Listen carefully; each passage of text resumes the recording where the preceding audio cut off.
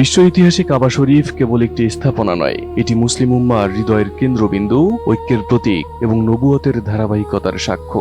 প্রতি বছর কোটি কোটি মুসলমান এই ঘর ঘিরে তাওয়াফ করে, নামাজে মুখ ফিরিয়ে নেয় এর দিকে। অথচ মহানবী হযরত মুহাম্মদ সাল্লাল্লাহু আলাইহি ওয়াসাল্লাম ভবিষ্যৎবাণী করে গেছেন, এক সময় আসবে যখন এই পবিত্র ঘর ধ্বংস হয়ে যাবে, আর সেই সময়ই হবে কিয়ামতের ভয়াবহ পূর্ব লক্ষণগুলোর একটি।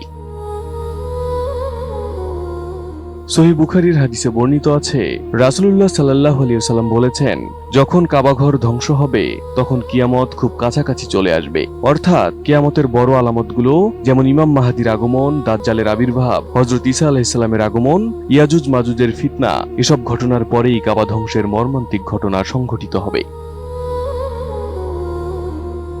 এ সময় ধর্ম থাকবে কেবল নামমাত্র। নবী সাল্লাল্লাহু আলাইহি সাল্লাম ভয়াল সেই সময়ের চিত্র তুলে ধরে বলেছেন, তখন ইসলাম থাকবে কেবল নামেই, কুরআনের অক্ষর থাকবে কিন্তু মানুষ তাতে আমল করবে না। আরেকটি হাদিসে তিনি বলেন, এক রাতে হঠাৎ কুরআন পৃথিবী থেকে উঠিয়ে নেওয়া হবে, তখন কোনো আয়াত মানুষের মুখে কিংবা কিতাবে অবশিষ্ট থাকবে না। অর্থাৎ দুনিয়া থেকে ইসলামের আলো নিভে যাবে, পৃথিবী অন্ধকারে ঢেকে যাবে। মানুষ কাবাকে আর আল্লাহর ঘর হিসেবে নয়, বরং কেবল একটি প্রাচীন স্থাপত্য হিসেবে দেখবে। হজ বন্ধ হয়ে যাবে, তাওয়াফ থেমে যাবে এবং মক্কা মদিনা জনশূন্য হয়ে পড়বে। রাসূলুল্লাহ সাল্লাল্লাহু আলাইহি ওয়াসাল্লাম বলেছেন, মদিনা তার অধিবাসীদের মধ্যে থাকা মন্দ লোকদের বের করে দেবে, আর সেখানে থাকবে শুধু পশু পাখি।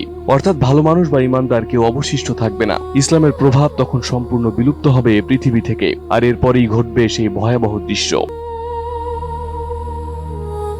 হাদিসে এসেছে, একজন আবিসিনিয়ান অর্থাৎ ইথিওপীয় ব্যক্তির হাতে ধ্বংস হবে কাবাঘর, যার নাম হবে জুসুইয়া কাতাইন।